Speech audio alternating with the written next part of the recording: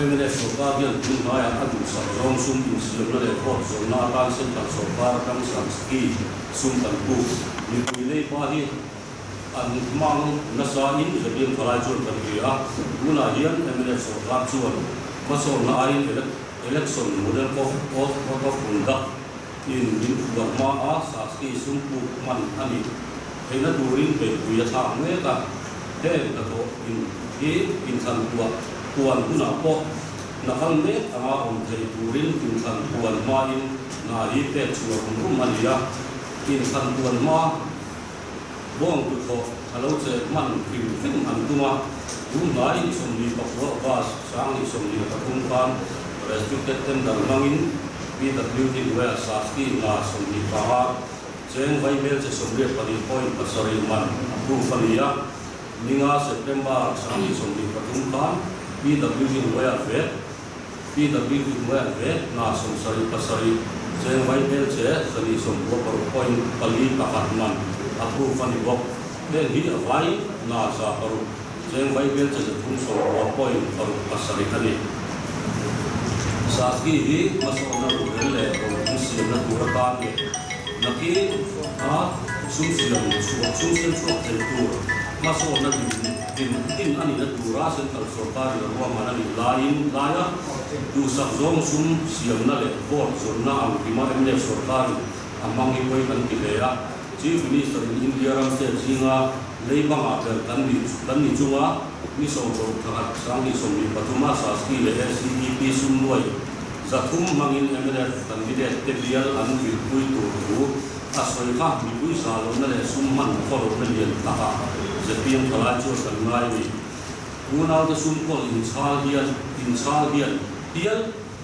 Chief Minister Orang Kakai Kuya Tiel MNF Party Teh Zoram Tehi Sum Nuna Akan le Sumpu Na Akan So Min Durin Zepiam Kalacho dan Kriani Guna Yan Saski Summan Natur Public Work Wana Nuaya Mi Rizal Sorkar na Pompuihi Letar Nambar Skiplo Kila Nambar Su Aniya Na Za Paru Jeng Vaibel Sekum Sumpo Point Paru Pasariman Restricted Tender Mga Suwa Anihi Zepiam Kalacho An Kadem Tak Zeka Den Gahi Sum Insiam Luat Avama Restricted Tender Suwa Anitur Inkai Kuwaina Dan Kal Aksuwa Mingi Ayin Zepiam Kalacho An Kira Nasale Zuwarin Kan Suizu Doan Ni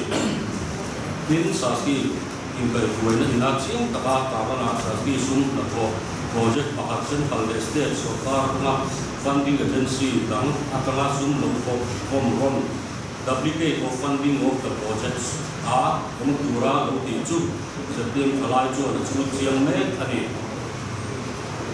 MNF Sokar Goya Saki Ini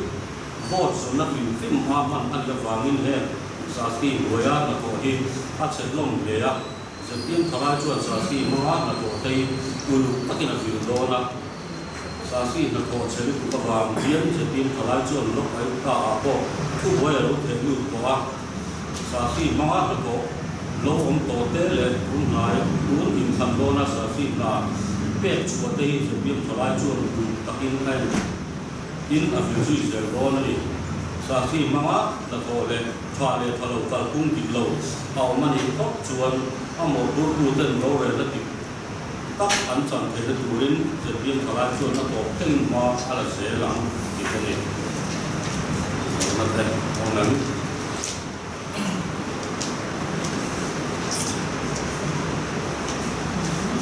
Saski Não Samkari Bersatu Zat Bayi Avain Kuna Yanin Isong di Pakatoka Sambi Isong di Patungkan Hai Crores of Sopwa Patung Boy Sa Pakwa Baby Zaru Isong Sopwa Patung Boy Pasari Pakwa Yang Tutu Sambi Isong di Patung Sombi Padi The total capital expenditure approved under Part 1 of the scheme for 23 to 24 for the state of Mizoram is now 10 rupees crore 690.79.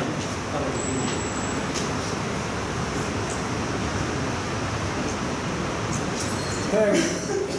in to hit buông chỉ là như vậy thì in dưới rồi thứ là đấy thì có cái mảng là what từ mà đó cầm vô là đâu lại có khá đi cái chỗ là cái in dưới á thì em chưa đi contractor thì nó thấy có hiện tôi cho là cái vấn đề thì có cái gì nó xa rồi thì lại tất cả cái gì rồi cái chuyện chết rồi mà có tổ chức hiện còn cái chúng ta đi xây dựng nó ông rồi đó thì đang vai sắp lại là chúng ta cái này sắp ra thì sắp tới đây nó thì rồi cũng thì có cái này xây dựng cái này chú là cái bộ gì chú là cái sao này thì chú thì cái này thì mà giờ cái có anh này ông xuống rồi mà nhưng mấy xây là xuống rồi mà thành ra gì à cái bộ gì ta cái tiếng mà ngoài cái là sao mà anh sẽ học cô cái cũng thay đi để thêm về thằng nó cái xây nó phân ra cho nó không cái xỉu cái không xỉu rồi có cái gì nữa nhé thằng tiền thì không có chưa thành nên tụt rồi cái dan sunu tam tak keju biya be biji ngong an ti le ko f5 ngong te na lo ai ka kona chui ka ka na hcb ya kan ne ta om nuan lai ku ri chu la publish chi la om ji om nuan Mania FIR kan theo pakat saski na ik chu a department bing sei do bila ilang kan ko ning lo ya department fluid to 10 department o to 10 kan FIR ko le to ri mi to ri la ku na ya maro chu kan ko le do ba mo ka cái department cái sở là mua thầu thì tu cái khăn anh nghỉ tiền để vào mình hết cái cái thu rồi cuối thấu còn đi kan statement fi fe en khan department ge ti chu hiat thei ma ya a har sa do nó mà đi chơi xe biết còn đi qua mà đi xe thì là thao mà Hello, Special Assistant to States for Capital Investment India. Thế này here in Finland in Namibia anh là thổ hi in ngay mổ này cái unrestricted là hi ngay mổ cái này á thì là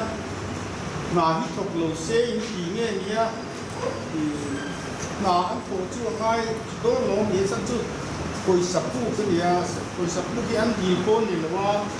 thì central सरकार state này là anh bị khăn ta đó là những cái MNF सरकार the team सरकार को से तीन एकदम दो तो đó là MNF सरकार này đó là mấy phát âm mình là anh mình là in complain như này à restricted tender lại thì restricted tender coi ta nói impact thì không anh à hay là restricted tender thì chúng mình restricted tender là chúng mình lại chúng bộ chia thì cũng xí đầu tiên restricted tender lại thì lúc kia mình còn gọi thì ni lo re restricted tender ka ani na du ram tak chuan mang se koi ga ti mi lo ni ani na tu ta lo ni mi lo ni anh na tu ram man lo na lai na di chuang lo mo kan tum ne ra chu na thok lo se kan ti lo na thok se tha tak in thok se kan anh nó thuộc lúa thì tính là na thok lo na lo an thok to sa an thok to sa sa chen ta pe chuanin an bing le a mun in sia kong thap si amaro chu a huna te kan han kala kan mu zo ya lo te pom chu mi li bang chan te FIR te ko kan lo te lu to wa tu na hianin chui turin SCB a kan ber la tu ka hin mun chen khat pe chu SIO ne spot verification kan ni lo rồi cái ta ngot ko kon na ko RTI mga kan supen amun mu chulo kan ni ka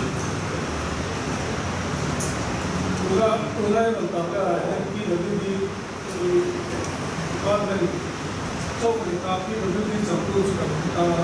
ini director sama di satu ini dengan ini ya department kamayan ini di alat so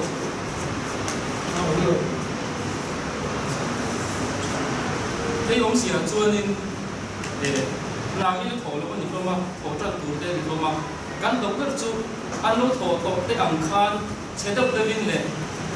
rồi tụ ông lộc thổ sẽ khan đi nó ông lại ẩm thì căn thảo mà chúng ta một phút thì tu chú tụ có đi xe official mo politician mo po ni se kan vo khan ni do kan me tu na yan